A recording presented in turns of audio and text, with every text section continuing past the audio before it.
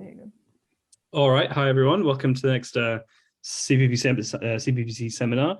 Today we have Ellen Sirks here from the Durham Institute of Computational Cosmology. So Ellen is currently the PhD student of Richard Massey and Carlos Frank at Durham. And fittingly, she's working on things to do with dark matter and clusters, and particularly self-interacting dark matter, which she's done some simulations of.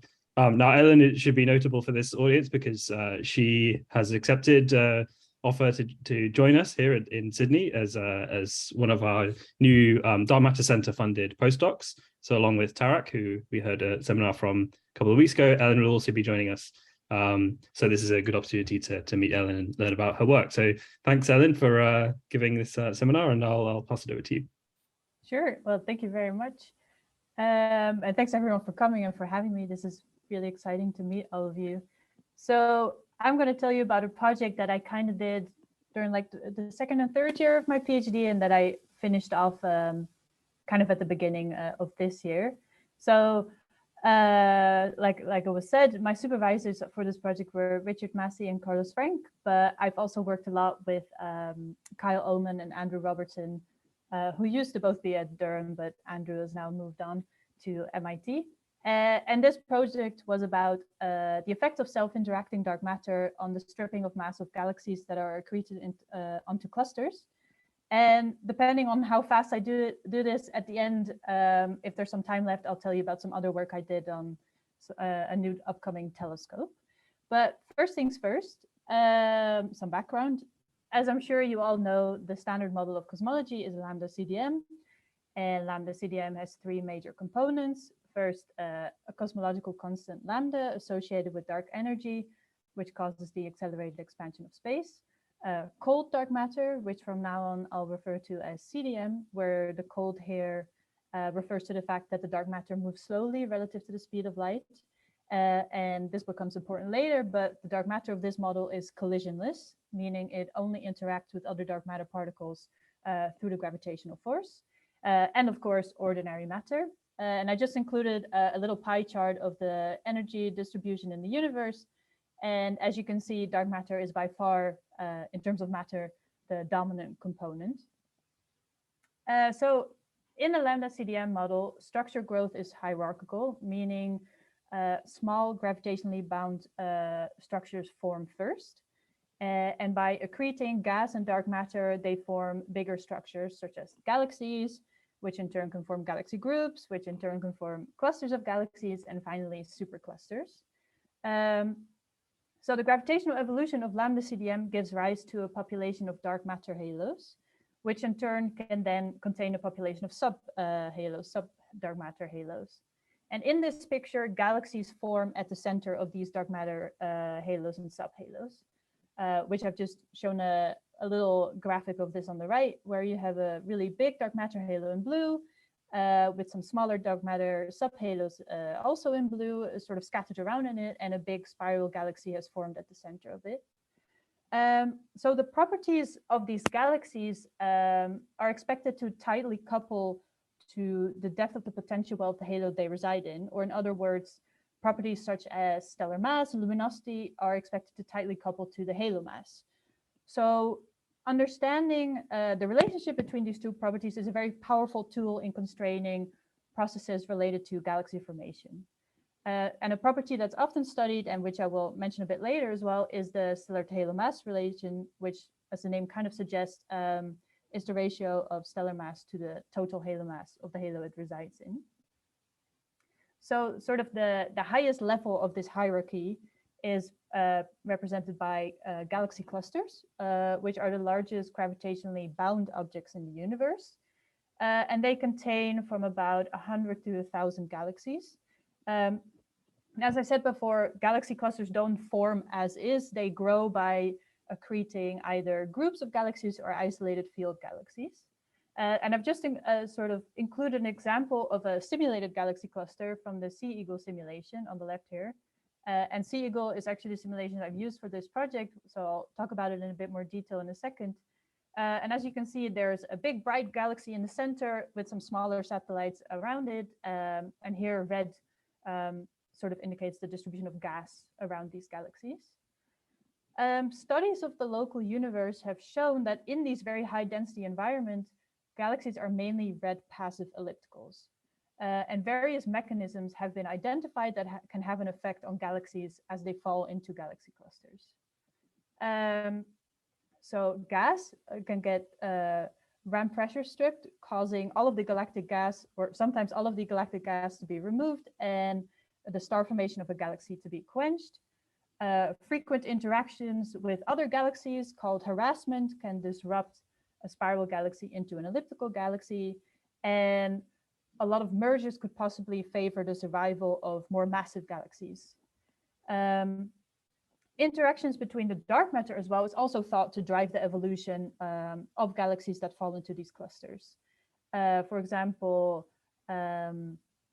numerical studies have shown that dynamical friction causes galaxies to sink further into clusters. And also the large tidal field of the host can cause mass to be stripped from galaxies and sometimes even completely disrupting them. And just on the left here, I showed you a kind of a cool picture that has to do with ram pressure stripping, because you can see that the gas has been removed from the galaxy and is sort of trailing behind it. And in this case, actually sort of small bursts of star formation have formed these trails, and you get this sort of cool image that's not dissimilar to a jellyfish kind of looking image. But it's really these sort of interactions on the level of dark matter that I'm interested in. So dynamical friction, more or less, but mainly tidal stripping. So just to go in a little bit more detail, I made a couple of cartoons. So essentially, dynamical friction is what happens when a large object moves through a sea of smaller objects. And in this case, a galaxy in a dark matter halo moving through the dark matter of the host cluster halo. So the galaxy gravitationally attracts the dark matter of the cluster halo towards it. And after it's moved a little bit further into the cluster, there's now a concentration of dark matter behind it, which we call a gravitational wake. And this gravitational wake acts sort of as a drag force on this galaxy, causing it to slow down and consequently to move to orbits with smaller apocenters, essentially. And so galaxies sink into the cluster. And tidal stripping, this is the second thing I want to talk about, is that because of the really strong gravitational field of the cluster, galaxies have very high gravitational accelerations and the velocity dispersion is very high, but it's really the sort of net gravitational acceleration across the body of a galaxy that causes this mass stripping. And this, which is called the tidal forces. And these forces scale with the galaxy mass. So it's stronger on bigger galaxies, and they scale inversely with cluster radius, meaning that the clusters are a lot more destructive near the center than near the outskirts, essentially. And finally, tidal stripping is referred to as outside-in stripping, meaning that sort of the outskirts of the galaxy are affected first before the centers. And I just included a little graphic that sort of illustrates this. This is from a study in 2019, where you have a galaxy in red on a circular orbit in green, and it's in a host with a constant tidal field. And you can see that after some time has passed, matter is starting to be stripped away from it in black. And this matter sort of more or less follows the same orbit as the original galaxy does. So this is what tidal stripping looks like. So tidal stripping has actually been shown in lambda CDM simulations. And here's just an example from a study in 2020 by Angler et al. So this shows the stellar tidal mass relation of central and satellite galaxies in the illustrious TNG simulations, where here in blue are plotted the central galaxies and in red the satellite galaxies. And hopefully you can see that for a given stellar mass, the total mass of satellites is lower. So since the stellar mass is not really affected that much, but the total mass is different, it must mean that a lot of the dark matter must have been removed, which is what tidal stripping does. And this has been observed as well, for example, in a study also from 2020 by Dvornik et al., where they used gravitational lensing to determine the masses of satellite galaxies and central galaxies in the, I believe, the KITS and Gamma catalogs. And they found the same thing, where for a given stellar mass bin, the satellites systematically had lower masses, essentially. Well, while the lambda CDM paradigm explains observations on very large scales, so think above an order of a megaparsecs very well, such as, for example, the large-scale distribution of galaxies and matter, on smaller scales, there have been tensions between predictions from dark matter-only simulations and observations. And arguably, one of the most studied of these discrepancies is the core cost problem, which refers to the fact that high-resolution simulations tend to have galaxies with density profiles that rise steeply towards the center, which is called a Cosby profile, which is shown in blue on the little sketch here. Whereas observations of galaxies, as well as galaxy clusters, tend to favor fits which have density profiles that sort of flatten in the center, which is called a core, which is shown in red here on the sketch as well. So possible solutions, these tensions have arisen between dark matter only simulations and observations. So there's been extensive debate on whether or not including baryons could alleviate some of the problems. Other suggestions have been that it's observational bias, that we make some mistakes observing that could actually cause us to see a core profile when in reality it's a Cosby profile, and etc. In my opinion, a more intriguing solution is that dark matter is not collisionless, but actually self-interacting, meaning that it can interact with other dark matter particles through some force other than the gravitational force. And this was actually suggested first in about 2001, if I remember correctly, to solve the core cost problem.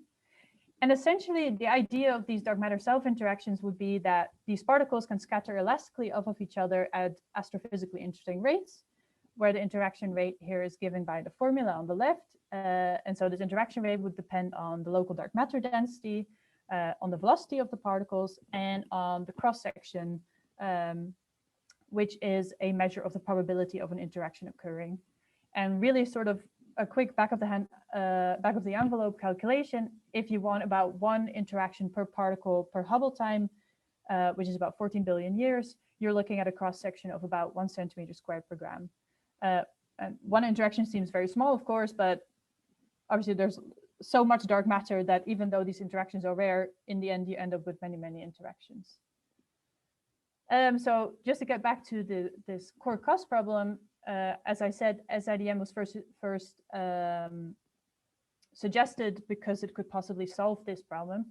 The mechanism by which self-interactions can induce cores in profiles is called thermalization, which is the distribution of energy between particles. And when the inner regions of halos, which tend to have lower velocity dispersion, get heated, these particles then move to orbits with larger apocenters, sort of causing, like on the plot here, mass to flow out of the center and thus causing a core to be formed. So this is just a quick simulation made by Andrew, where you see the density profile of a halo, and at sort of t equals 0 gigayear, it's a Cosby profile, and then after dark matter self-interactions have been turned on, essentially, you can see that by about 2 gigayears already, it has formed a core. So that's sort of was the motivation initially for SIDM. So obviously my project is about clusters. So why would you want to particularly look at clusters when studying an SIDM? Well, clusters are great. For one, because you can directly probe the dark matter distribution using strong and weak gravitational lensing. And on top of that, the interaction rate that I showed you 2 slides earlier scales with the local density and with the local velocity dispersion. And the local velocity dispersion in a cluster is quite high, about of the order of 1,000 kilometers per second, which is about 2 orders of magnitude higher than, for example, a dwarf galaxy. So we expect the interaction rate to be a lot higher in the cluster, essentially, which is kind of shown on the plot here, where I'm showing you the velocity average cross-section as a function of sort of the typical velocity of the dark matter particle in a given halo, where the different points are from various astronomical observations. And I've encircled the points in green, which is where a cluster would be, which is sort of hopefully you can tell quite right on the plot. So yeah, that's one of the reasons why, in my opinion, clusters are one of the best places to look at. And often these studies of SIDM with clusters tend to focus on merging clusters, because in merging clusters, there's even higher dark matter velocities than in isolated galaxy clusters, where I'm just showing you the same plot as I showed you on the previous slide. And then sort of in red with the question mark is where you would expect clusters to sort of reside on that plot. And these merges are sort of characterized by three components. You have galaxies, which act as collisionless test particles. There's gas, which through ramp pressure stripping gets disassociated from the collisionless component, i.e. the galaxies. And you have dark matter. And then depending on if dark matter is self-interacting or not, if it doesn't self-interact, it simply stays along with the galaxies. But if it strongly interacts, it almost acts like a gas in the sense that it gets offset from the collisionless component.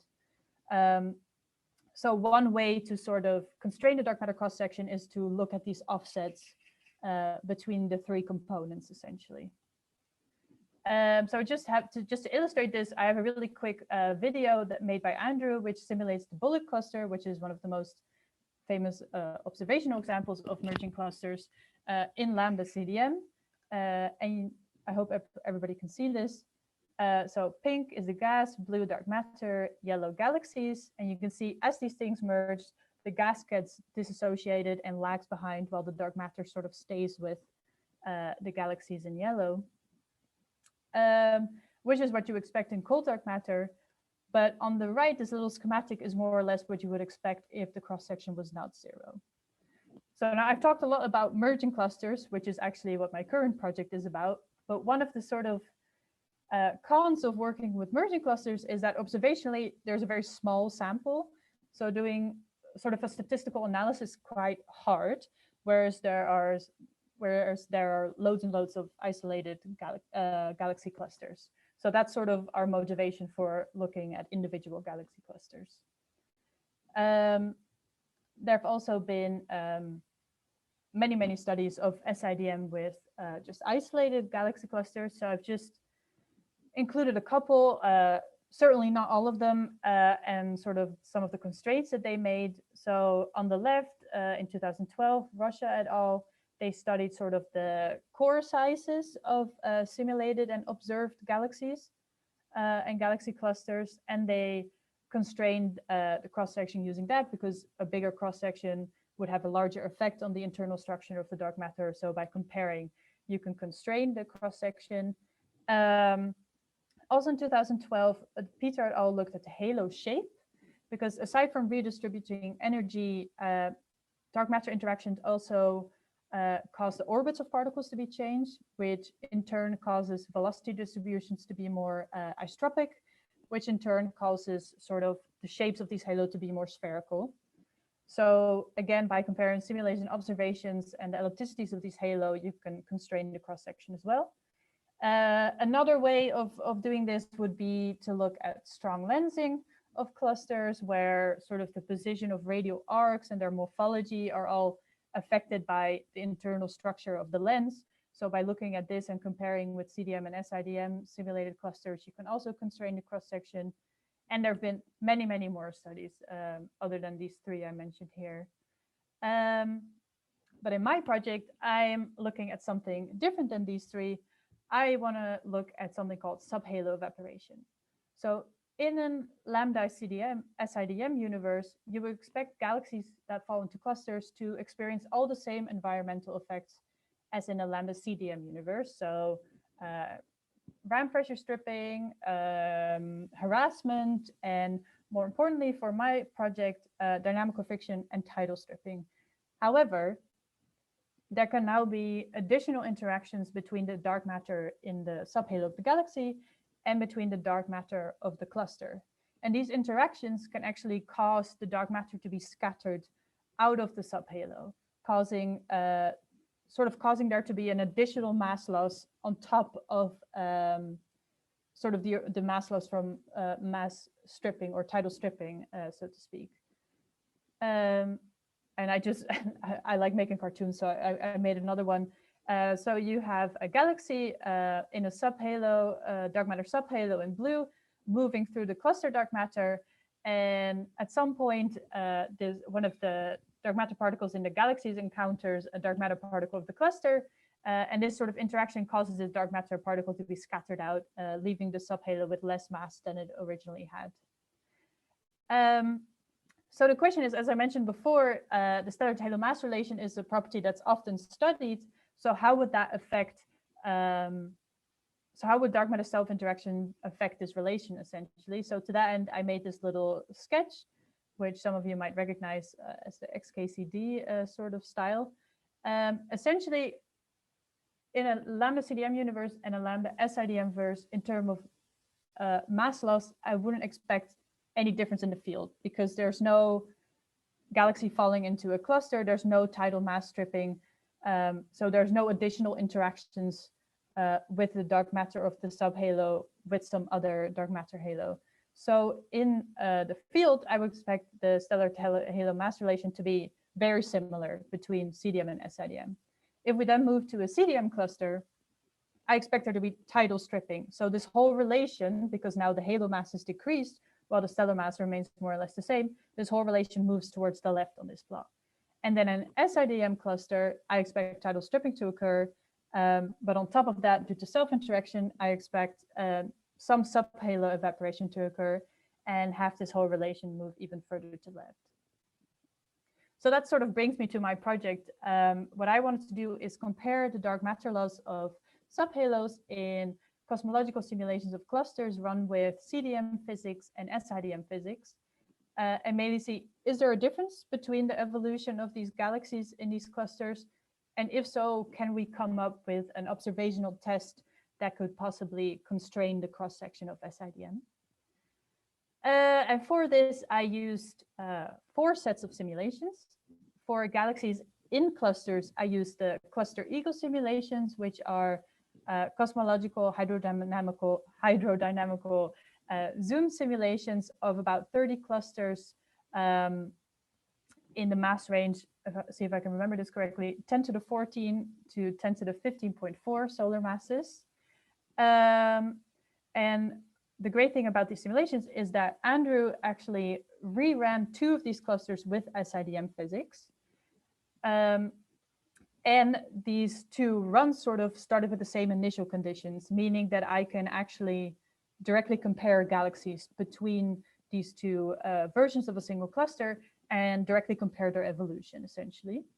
Because as a sort of null test, I guess you could call it, we wanted to compare the galaxies in the clusters with galaxies outside the clusters, where in terms of mass loss, we should expect no difference. So to that end, I used the Eagle simulation, 50 megaparsec box, which also was run with both CDM and SIDM physics. And C-Eagle and Eagle have the same physics, same galaxy formation model, all that. So I can compare them properly as well. And both SIDM version of the C-Eagle clusters and of the Eagle box had the same velocity independent cross-section of about 1 centimeter squared per gram, which is of the order of, if you remember before the bullet cluster studies with that, it's more or less of the order of the constraint from those tests essentially. And again, because the CDM and SIDM version of Eagle also started with the same initial conditions, I can also directly compare the evolution of galaxies in that particular box. I just made a really quick slide about how these sort of dark matter self-interactions are implemented, and I can go in a lot of detail about this, but just really briefly, essentially what happens at each time step of the simulation for a given particle, the simulation searches for neighbors within a radius called HSI, which is, if I remember correctly, sort of the order of the softening length, and then calculates the probability of its scattering with another particle using the formula here, which depends on the cross-section, on the mass of the dark matter particle, on their relative velocities, on the size of the time step, and on the source radius. And then sort of a random number is drawn, and if it's smaller than this probability, a scattering occurs with that probability, essentially. And the great thing about these SIDM simulations as well is that every single particle interaction is logged. So I can actually look at individual dark matter particles and say, hey, this one's scattered at that point in time, which I'll talk about in a second as well. And just to give you a brief idea of what this 1 centimeter squared per gram means, we say it's roughly the size of a football. And this is sort of the effect it has on the simulations that I use. So here are the density profiles of the CDM and SIDM version of one of the clusters I've used. With in green the total dark matter profile, and in green the total density profile, and in black the dark matter profile. And hopefully you can see that on the left the CDM version is a cuspy profile, but this 1 centimeter squared per gram cross section was enough to turn the SIDM version of this cluster into a chord profile essentially. Interestingly enough, for the other cluster I have, this didn't occur, but that had more to do with the fact that its central galaxy formed earlier, and so it was harder for these interactions to sort of kick particles out of the center because there was already a large baryonic presence at the center, essentially. But generally, this is what happens. SIDM self-interacting dark matter causes cores to be induced. Okay, so that was a lot of background and a lot of sort of technical talk. So now I would like to tell you a little bit about actually some of the results that I had. Of course, the great thing about simulations is that you can follow properties over a very long period of time, and two, that you can actually follow individual particles in your simulations. So because we expect this subhalo evaporation to start after a galaxy has fallen into a cluster, the first thing we did is to see what actually happens to the dark matter particles that are in these galaxies before they fall in, and where they sort of end up sometime after they've fallen in. And in particular, we looked at the phase space evolution of this dark matter, or their radial velocity as a function of their cluster-centric radius. And this is just one example of one galaxy, which is where I picked a galaxy in the CDM simulation of a cluster, and I found its match in the SIDM version, and then I tracked their infall dark matter to some time after they fell in, essentially. And so on the top row, I'm showing you the dark matter just before it fell in, and at the bottom row, about 2 gigayears after it fell in, with the left column being the CDM galaxy, and the middle and the right column, the SIDM galaxy. And I've split sort of the SIDM galaxy by dark matter that has scattered since it fell in on the right, and dark matter that did not scatter, because like I said before, every interaction is logged, so I can sort of tag individual particles. So hopefully you can see that on the top row, on each panel, there's sort of a clump centered on about sort of 0.5 megaparsec or 500 kiloparsec. So this is the dark matter that's in the halo at infall, and it's about at a radial velocity of about minus 500 kilometers per second, meaning it's falling into the cluster. And there are these sort of spikes extending upwards and downwards, which sort of reflect the velocity dispersion of the dark matter within the galaxy itself, essentially. And this is present on both CDM and SIDM, of course. But then if we go to some 2 gigayears later, hopefully I've encircled it, you can see that this is still present. There's sort of a clump, which is now at about, or it was at about 400 kiloparsecs before, and now is at about 500 kiloparsecs, meaning it must have gone through its pericenter, come around, and is falling back in again. And again, there's these spikes extending upwards and downwards as well. But now there are these sort of tails extending forward and backwards from this clump of dark matter, which is actually the tidally stripped material, which follows the same orbit as the galaxy itself. And again, this is present in both CDM and SIDM. And you can actually see on all panels that some of this sort of tidally stripped material has already moved through its pericenter and is now moving sort of, maybe outwards is not the right word, but outwards from the center of the cluster. But now, in my opinion, the really interesting thing is that if we go to the panel of the SIDM galaxy that only includes particles that scattered since they fell into the cluster, you can still see this clump of dark matter and these sort of tidal tails, meaning that there are some particles that have interacted, but it was not enough to either kick them out of the galaxy or kick them out of their orbit. But hopefully you can see this sort of extra cloud of material, for lack of a better word, that is neither in the galaxy nor does it follow the orbit of the galaxy. And this is actually the evaporated material. So this was quite cool, in my opinion, that you can actually, on a sort of particle level, see this evaporation in action. But of course, this is just a single galaxy, which doesn't tell you a lot. So what we wanted to do next is look at a sort of an ensemble of galaxies and see if we can see this effect on a sort of larger scale. So the next thing I did was look at all the galaxies that ever fell into the cluster. So this plot contains quite a lot of information, so I'll do my best to take you through it step by step. So I basically plotted the cumulative frequency of all galaxies that ever fell into the cluster. So including galaxies that have since disrupted or have, fallen back out again, splashback galaxies. And I plotted this as a function of the fraction of their infall dark matter that they lost by a given time. So on the left, I'm showing you this at redshift 1, and on the right at present time, redshift 0, with in blue the results for the CDM clusters, and in red the SIDM clusters, and the different line styles represent sort of different infall masses just at the moment before they enter the cluster. And you can actually sort of calculate from these plots how many,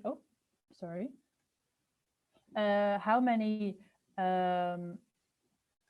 galaxies have actually disrupted, so completely disappeared by a given time, which is, you can calculate that by sort of taking 1 minus the fraction or the cumulative frequency at a fraction of dark matter lost equal to 1, where this fraction of dark matter equal to 1, meaning it's lost everything essentially.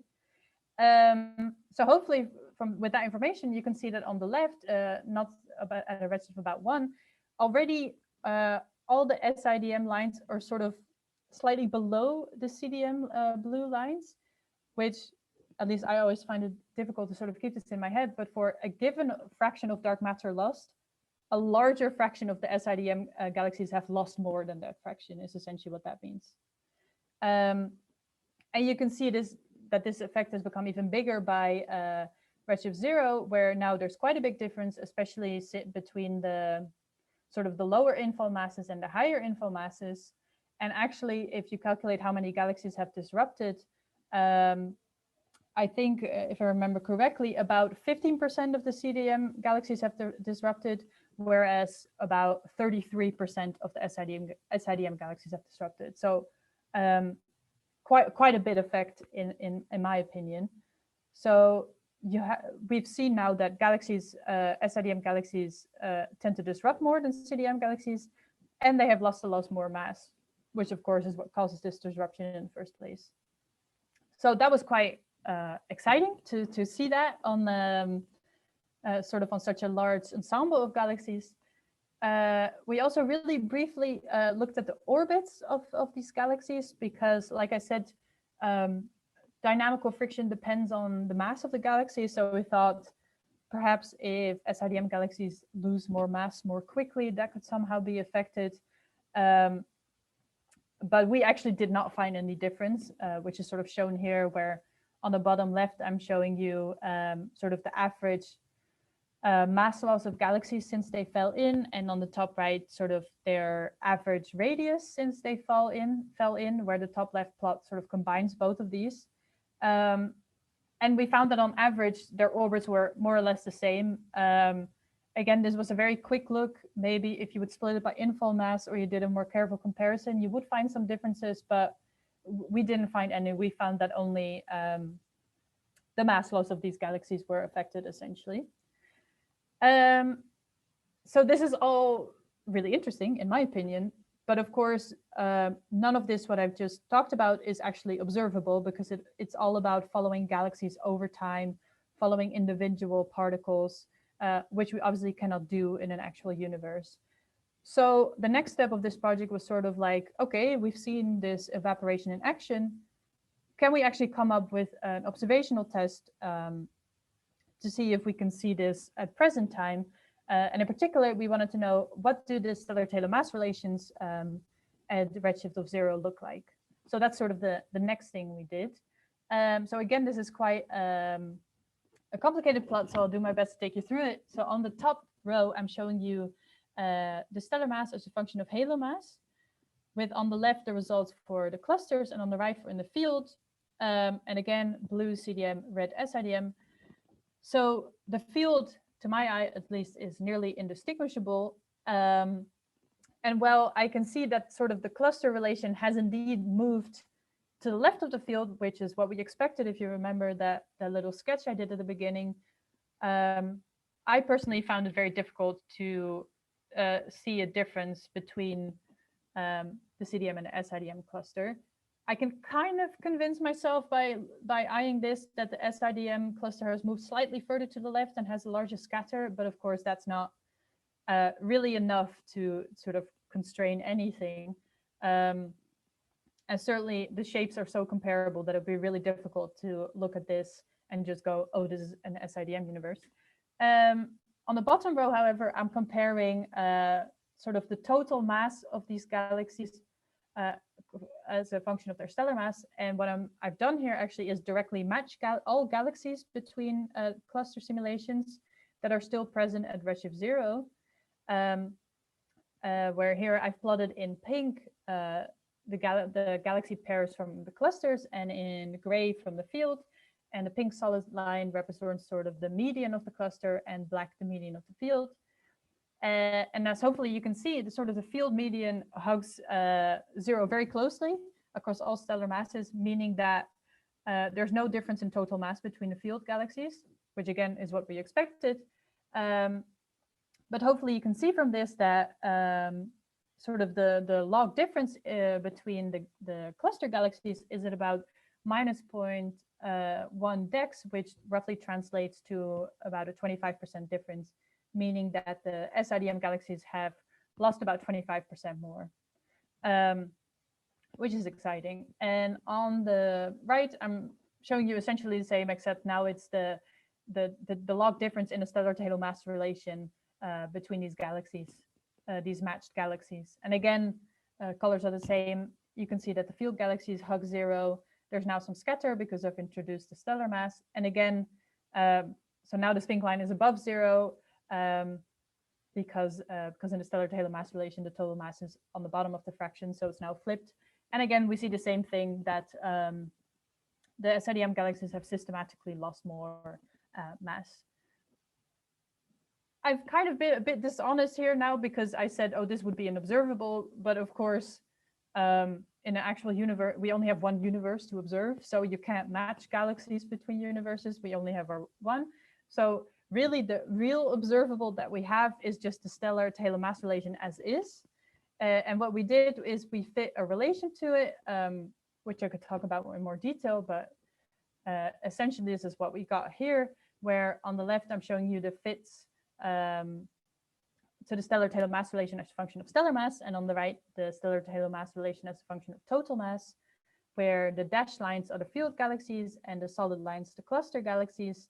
Again, CDM blue and SIDM red. And the field galaxies, again, indistinguishable as expected, but now it seems that at the higher masses, the higher galaxy masses, sorry, the clusters are distinguishable. Which is kind of understandable, I guess, because earlier we found that high mass galaxies were affected very strongly by these self-interactions. But on the other hand, kind of a bummer, because that's sort of where we have the least amount of galaxies in our cluster simulations. Still, while on sort of an absolute comparison of these relations might be really difficult, by comparing to the field, you might actually be able to distinguish CDM and SIDM. For example, at the Milky Way mass of about 10 to the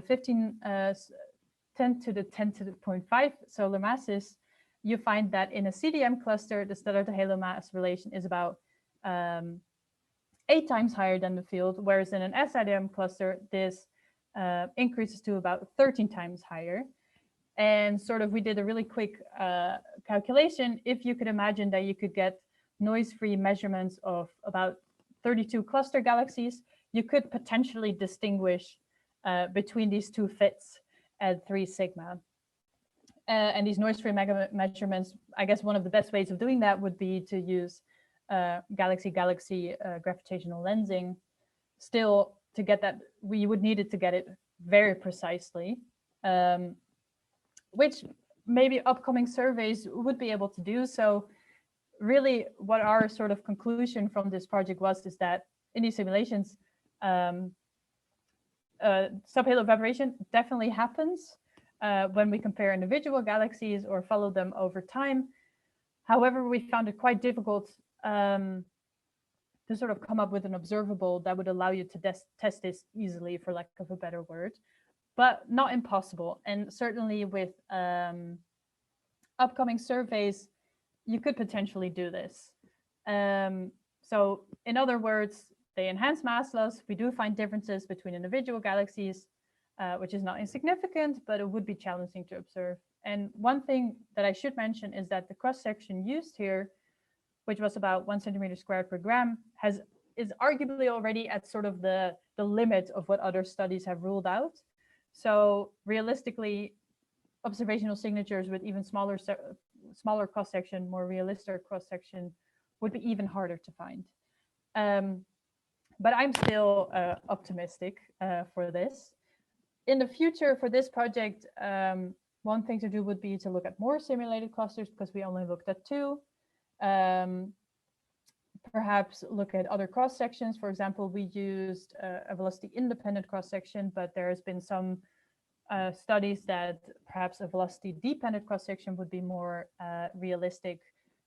So there's still a lot to do, but the next thing I would like to do, which is what I hope to do when I'm joining you in Australia, is to do an observational test, because now we have more or less a theoretical prediction.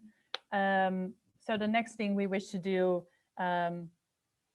is actually do the sort of same thing, look at the stellar Taylor mass relation observationally and see if we can sort of distinguish between the two.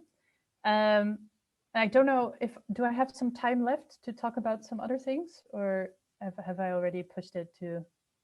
I think it's right. Yeah, okay, great.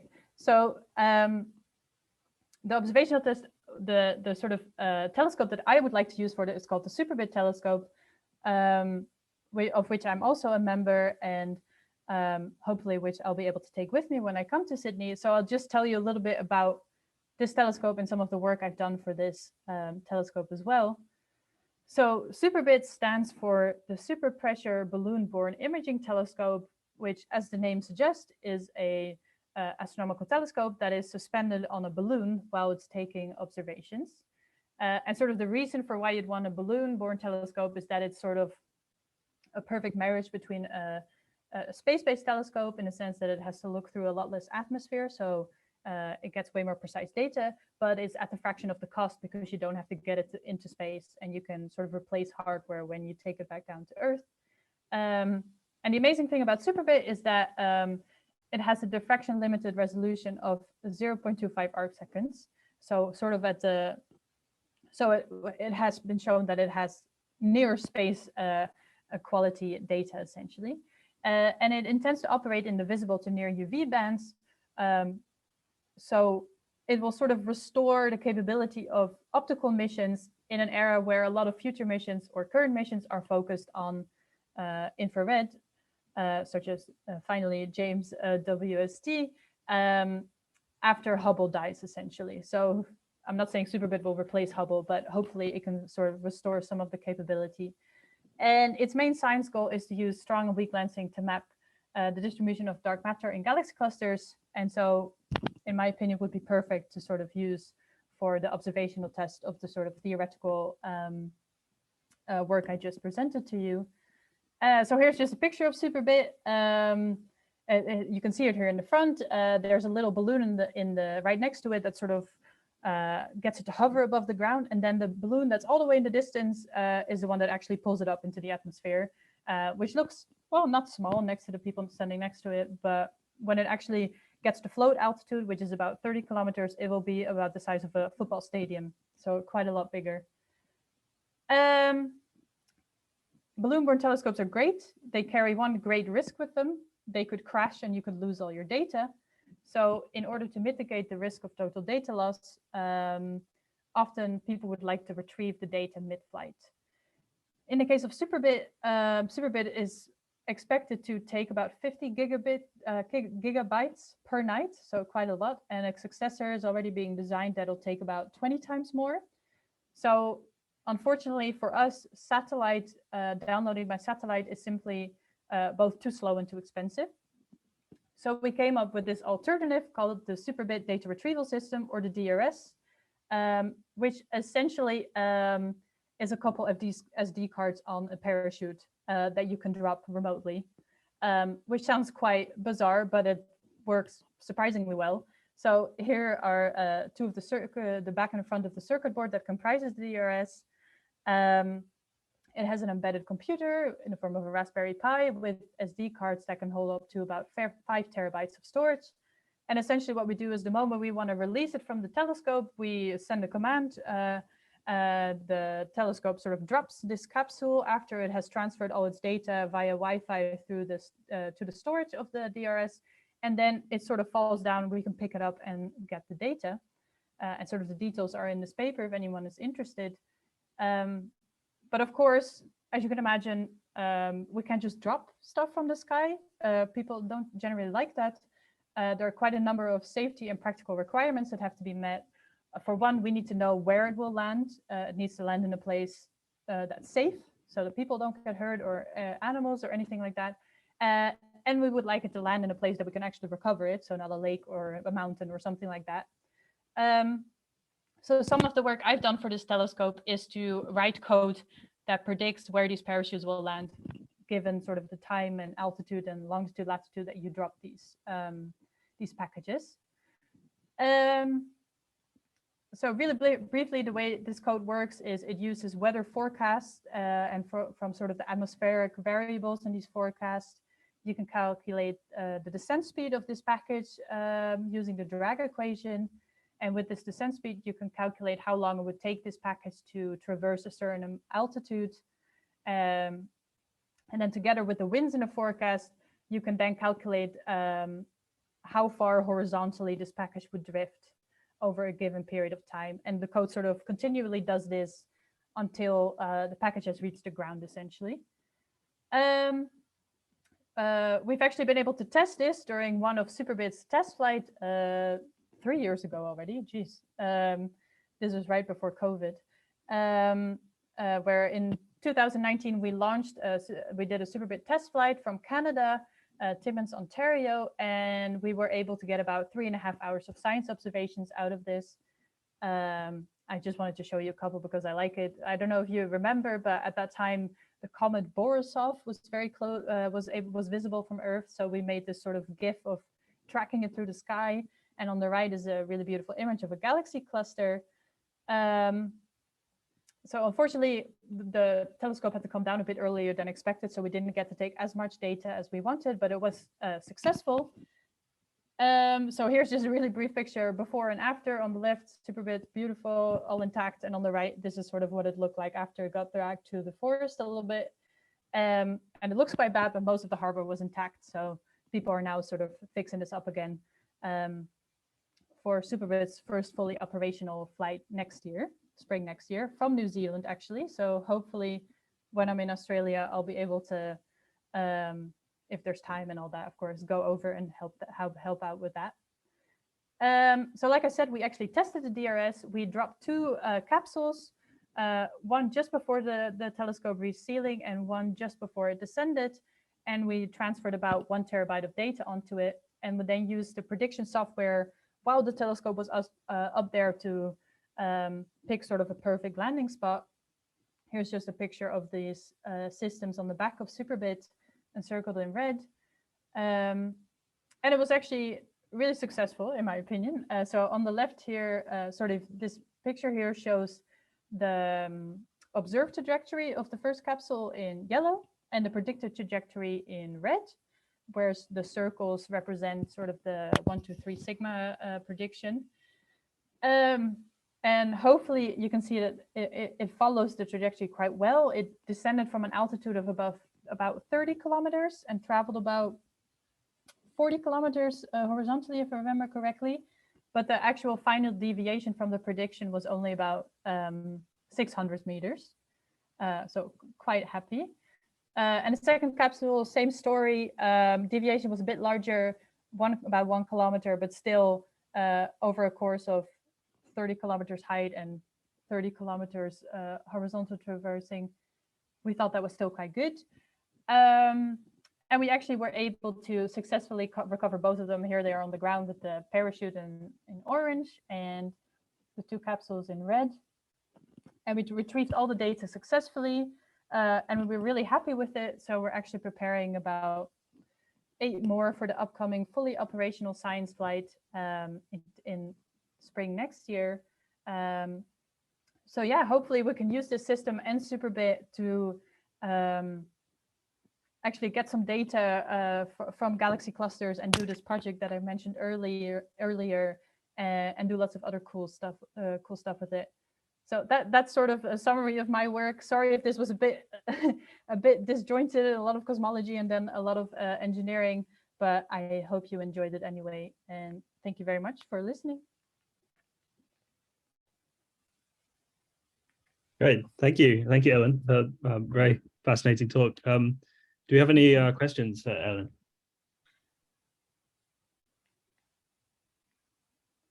Yes, Roland. Hi, can you hear me? Yes. Yeah, thank you for the excellent talk. Oh, thank you. I was just wondering, with your predictions for the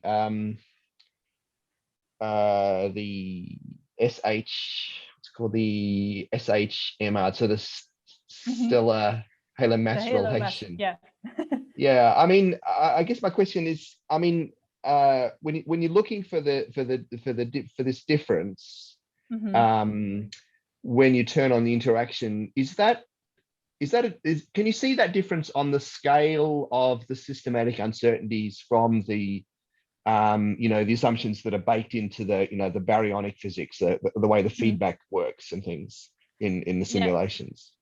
So that's a really good question. So that's sort of the reason why we said that sort of this absolute value of the stellar to halo mass relation is not particularly suitable for it, because like you say, it's very much affected by baryonic physics and sort of details of the simulations.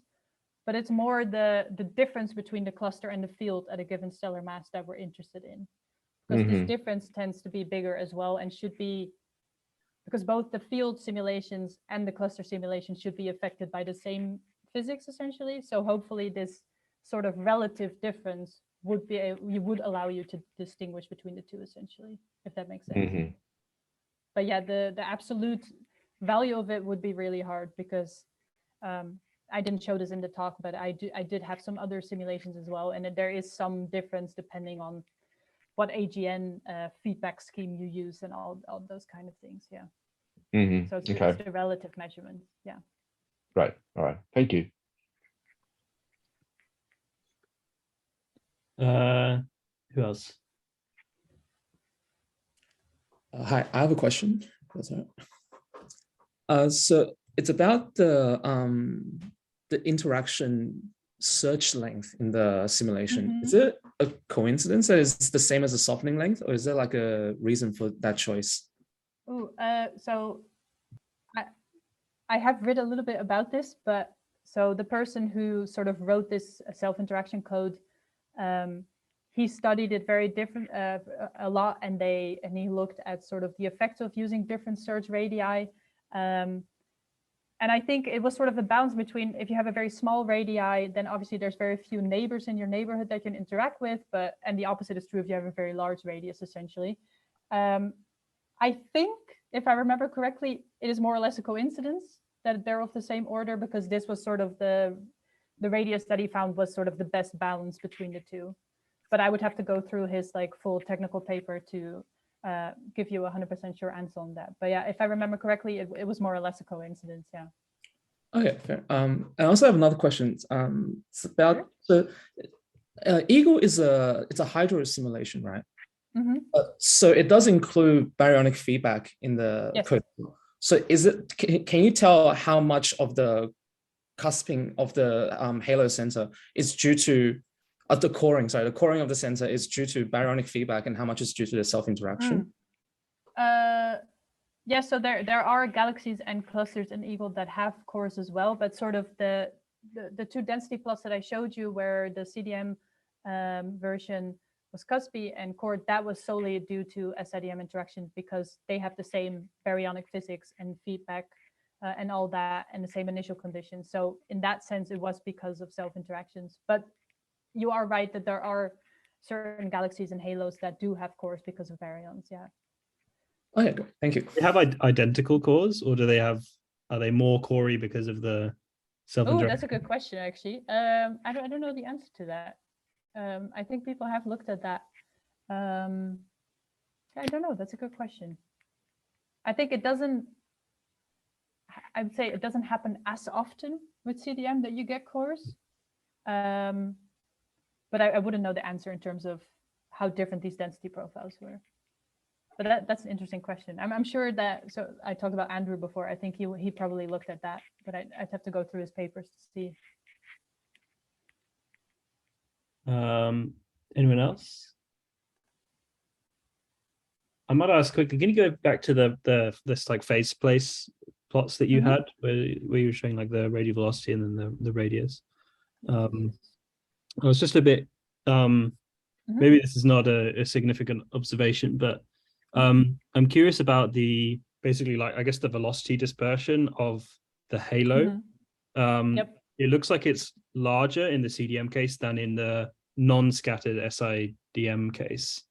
Like the vertical extent of those like spikes is like smaller in the not scattered SIDM case, whereas it's comparable in size, I guess, for the scattered. So that kind of, to me, it seems like the velocity dispersion is like going down for those not scattered particles somehow, but I don't know if it's not significant or within the uncertainties, or if that's a real physical effect or not. Oh, that's interesting. I haven't looked at this particular property for more galaxies, but maybe it's something like that. Particles that are already at a very high velocity dispersion tend to be scattered more easily, and therefore they sort of disappear from this plot or something like that. I guess that would make sense. Does the probability goes the velocity, or I guess the number of interactions they undergo is increases with velocity. So the cross section itself does not depend on velocity, but the sort of probability of interaction does depend on velocity, if that makes sense. Okay. I don't know if this is the answer, but this could be the reason why sort of the really high velocity particles sort of disappear off of this. Yeah. Okay. So I guess that is that's like kind of like an almost like an evaporation effect, right? I guess so. That's true. That's interesting. The other thing was this is something that I always feel like I get really confused about simulations. Because the dark matter, can you go back to the slide where you had the formula for the scattering probability, where you had like sigma over m times the mass times whatever? This formula. Because I always get confused where like this, where we talk about like real particle physics masses and simulation masses, because they're not the same, I guess, because you're using these big analog particles. Because at least naively you would think, okay, here this formula, the masses which would cancel, right? Because you've got the mass here on the bottom, and then this mass of the dark matter. But if in your simulation, this sigma over m is a parameter, and the mass, the MDM, is just the simulation particle mass. I see. Just I guess what the question is I'm trying to get to is that do this self-interacting dark matter results that you get differ depending on what like that dark matter particle mass is? Is that uncertainty well like understood? I would say yes, it does differ. Resolution has quite a big effect. I wouldn't know if my results in particular would be affected that much. That would be interesting to see. I think observationally, probably the comparison would be even more difficult if you had a lower resolution. But that is interesting, actually, what would happen. I'm sorry, I don't have a very concrete answer for this, but that's a good question. I'm trying to think if I can come up with a sort of a quick little calculation of what would happen. On one hand, you would have less dark matter particles, so you would expect fewer interactions in that sense, because there's just fewer stuff to interact, I guess. So I won't know. I don't know if that would cause there to be less of a difference between SIDM. But on the other hand, the particle mass is a lot higher in that case, so the probability will be higher as well. Yeah, I would guess they would scale oppositely with each other, and you should end up with the same. But I guess the thing I would worry about is just the well, I don't know. I don't know but I don't think my worries are particularly concrete. But it's like this is the thing that I find a bit confusing is we're sort of defining this sigma over m as like a particle property, but then we're not actually giving it is in terms of like individual particles that are being simulated, which are actually these big. I don't know how big they are, but they're typically like on the orders of solar masses, right? 10 to the 5 solar masses, something like this. Yeah, if I remember, it was about 9.7 times 10 to the 6. Okay. If I remember, so about 10 to the 7 or something like that, which was quite high resolution for these big simulations. But yeah, I guess what I could say to this as well is that so Andrew did a lot of work to implement this code, and there was a lot more physics where he compared different particle physics models for SIDM, and in the end he found that it didn't matter that much, and that sort of just putting in the cross section was enough to sort of properly describe this physics essentially. Yeah. I guess also on that note, how elaborate can you really make this? Is because you can presumably add in like a velocity dependence, but can you add in like some other range as well, like different scalings for like the force between the particles? Yeah, that you could do that, and so in this case they scatter isotropically. There have been studies where that sort of the angle with which they scatter also depends on sort of velocity and things like that. Okay. Yeah. So this is very much sort of the most simple scenario, for lack of a better word, essentially.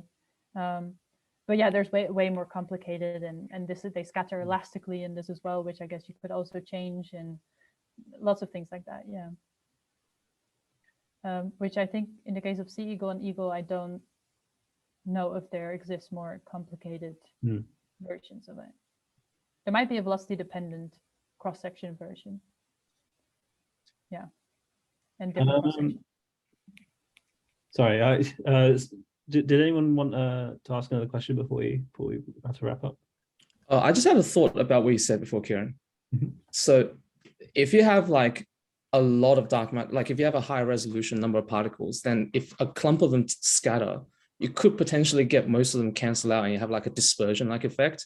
But then if you have like a really bad resolution and just a single particle, then it ends up being like a bulk velocity motion as an end effect. So that could be like a difference that you could see in if your resolution is really bad, which I think in this case, times 10 to 5 is actually the highest that I've ever done, at least.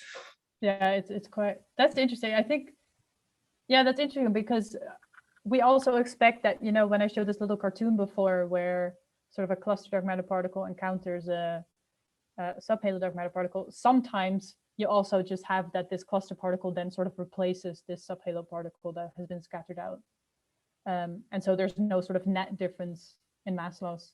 But I guess in this case, if you have really big dark matter particles, this might be perhaps less likely to occur or something like that. But it is an interesting question of what would happen if you change this. Yeah.